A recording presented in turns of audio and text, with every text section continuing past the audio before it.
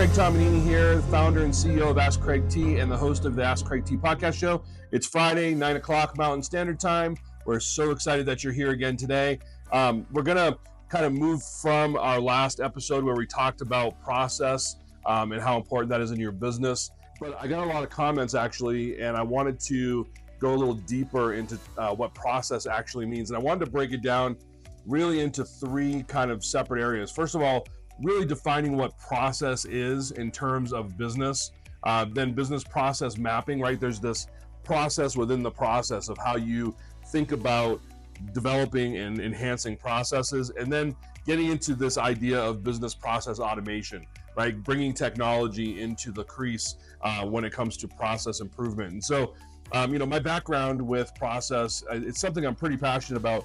I've actually been doing process improvement engineering for over 30 years in my career prior to opening Ask Craig T. And it's become kind of ingrained in my DNA because I really just believe that if you're a business owner and you want to accomplish something, right? Some tasks, or you have a goal in mind. We talk a lot about goal setting, in business, and I really personally don't like the idea of goal setting. I like to establish targets, right? So how do you hit that target? Well, first of all, you have to understand that there's a process within the process. So I want to talk real quickly about what a business process is. It's defined by a series of tasks, right? So a bunch of smaller things that you need to do, activities that you perform, and you do it either yourself or you have stakeholders, or it's a group effort.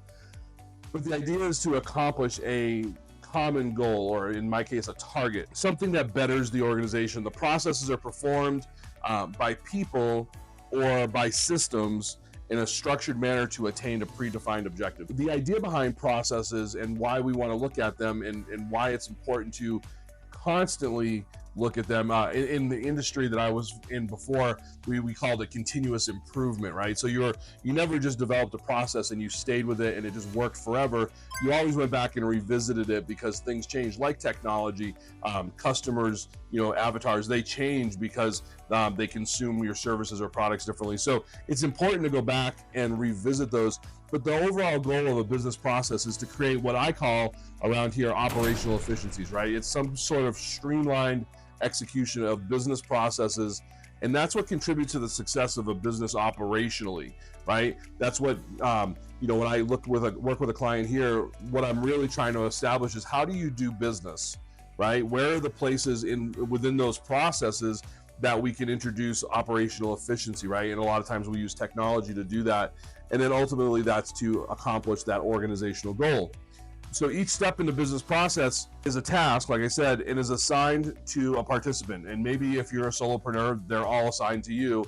But the idea is that it's fundamental for building, these tasks, these things together for a related idea. And so the question always kind of comes up like, well, how do I do that? Well, of course, we can help you do that here at Ask Craig T. But if you want to take it on yourself, there's an operational process that you can follow. You really want to get to the first step of your core business processes.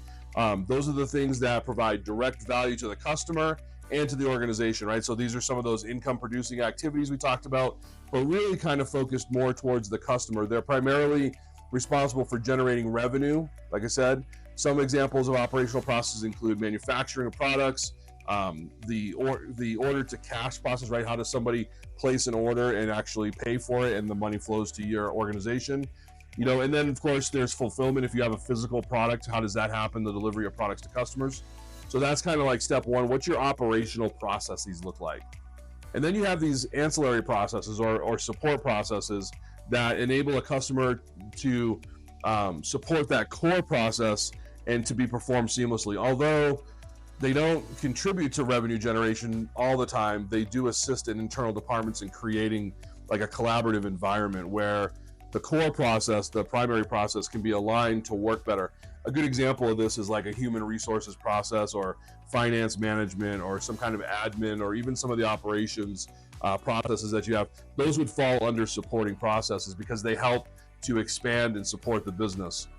And then the third piece is management processes. These are processes that are responsible for planning, monitoring, managing, and controlling the core and supporting processes from start to finish, right? From end to end. These processes are very goal oriented, and they ensure that the business operations are carried out, and here's the key thing, efficiently and seamlessly, right? Remember, operational efficiency. Their focus is to monitor business functions, both internally and externally, to look at places where there might be opportunities, do some analysis and challenges to focus back on, like I said, that continuous improvement methodology. So, this is kind of where I'll jump a little bit to the right. We'll go here deeper in a minute, but this is really where business process technology can be really valuable. It's the use of technology like software or systems to automate or streamline repetitive tasks, things that you do over and over again. It helps the organization improve. It eliminates errors, right? Because when you introduce automation, you start to talk about consistency and repeatability. You remove the human factor to some extent. And they also save time and resources on manual completion of tasks. That's what a business process is, right? So there's a lot just within that. We could probably do a whole episode just on that. But I want to get into this idea of how do I map out the process, right? So there's this other process called business process mapping. And what that does is a technique inside of your business process management, like we just talked about, to visually depict process steps. So I'm a big visual learner. I know a lot of people are visual learners. I think that's like 80% of the world is visual learners. But it's a great way of putting things up on like a whiteboard or something and seeing how a process should function from start to finish, right? So you have this kind of start, where things begin, and then you have a flow of, some decisions that are made, and then there might be some sub-process built in, and then you get ultimately to the end. And with this technique, business processes are laid out visually so everybody in the organization can understand and adhere to the proper functioning of that process. Super important. So business process mapping uses things like charts and flow charts and symbols. But all in all, it's really to just answer 3 essential questions. And those 3 questions are this: what are the tasks in the process? Who does each task? And when does each task have to occur? So I'm going to break those down a little bit. So what are the tasks in the process? What's a task? Well, a task could be something simple like, we want to make sure all the lights are turned off. That's the process. And so you start by identifying where the lights are. Well, there's a light there, and there's a light there, and there's a light here. There's some lights back here. So how do I break down the task level part of that? Well, the one thing would be, walk over to each individual light, identify where the on and off switch is, touch the on and off switch, pull the on and off switch, turn the light off, right? Seems silly, but that's a process, right? There's a process for everything. And so what are those individual tasks in order to make the process work? Then the second part is who's going to do it, right? So obviously I just shut the light off. So am I going to be the owner of that task, that process in order to turn that light off? Or am I going to delegate that to another person in my organization? Maybe I identify where the lights are, but then I have somebody else from my team come over and actually do the operation of turning the light on and off, right? So you can decide who's going to be responsible for each task. And then third and finally, when does each of those tasks occur, right? So you have your process, you know how you're going to do it, you know who's going to do it. Now you need to define when you're going to do it. There might be specific reasons why I don't shut this light off right away. That maybe because it's going to make the room completely dark. Maybe I turn this light off last as I'm leaving the room, for example. So there's thought process behind why you're going to do it, who's going to do it, but also when you're going to do it. So, those types of things are really about the business process mapping. And so, you can literally just get a dry erase board and a marker and just get on a board and say, okay, this is what I want to have happen. That's the process. How do I get from point A to B? I think of it a lot like a maze. Like sometimes, you're okay, I'm here and I want to get over here. And I have all these things that I have to go around, all these obstacles in order to get here. And so I finally get to that other end and I've completed the process. So that's kind of what mapping looks like. And then we get into this third and final area, which is really around business process automation. This is an area that I spend a lot of time in because as a technology coach, there's a lot of focus on how to create operational efficiencies now. In fact, there's a statistic out there that 80% of organizations will adopt intelligent automation by 2025. That's next year as of the time of this recording. So, if you're a CIO or you're the person who's responsible for process or information technology and you touch process, which I'm sure you do, business process automation helps to streamline those processes and helps businesses boost that efficiency, but it also increases productivity and repeatability. And it also implements new business models a lot faster. So a lot of people, though, fail when it comes to automation projects because, well, there are a few reasons, and I'll list them out, including technical issues. People just don't understand the technology. There's a high cost of implementation sometimes when it comes to this automation.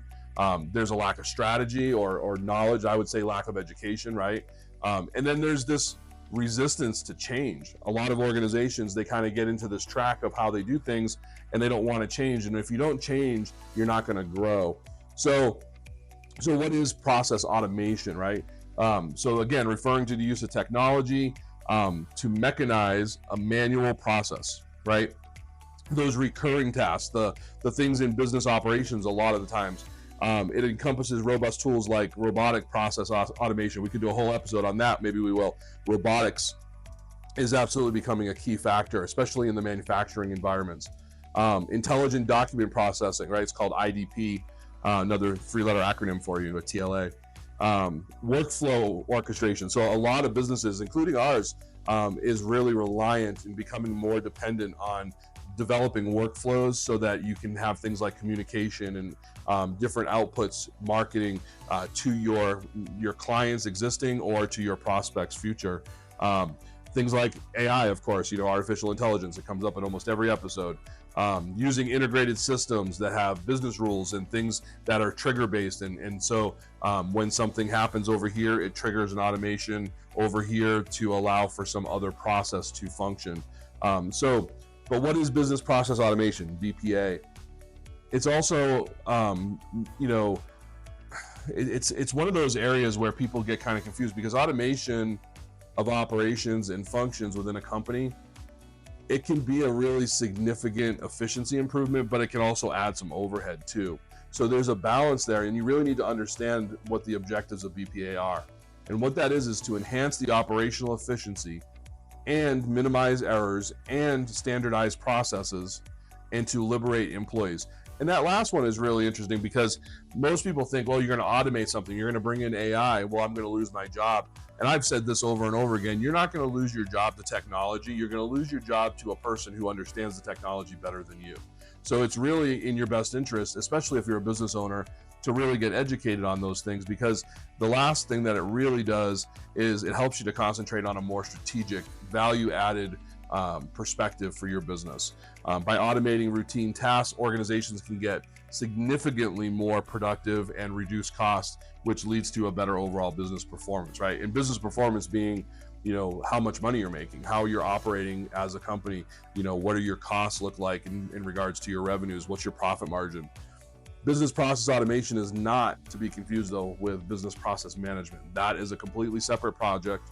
That is a completely separate video we should probably do, which is larger discipline involving the management of complex organizationally wide processes. So you have this company perspective, all of your processes are all over the place, whether they're automated or they're manual. Business process management is the management of all of those processes. So you have business process, what I would call development, which is what we're talking about today, business process development and implementation. But then you have business process management as a completely separate category. So, I went a little deeper today. I wanted to bring you, some content that can get you thinking about, well, hey, what are my business processes like in my organization? How do I work? Is what I'm doing the most efficient way? Is there a place where technology could be introduced into my organization? So think about those things. And if you have more questions, I encourage you to reach out to us, because that's what we do here at Ask Craig T.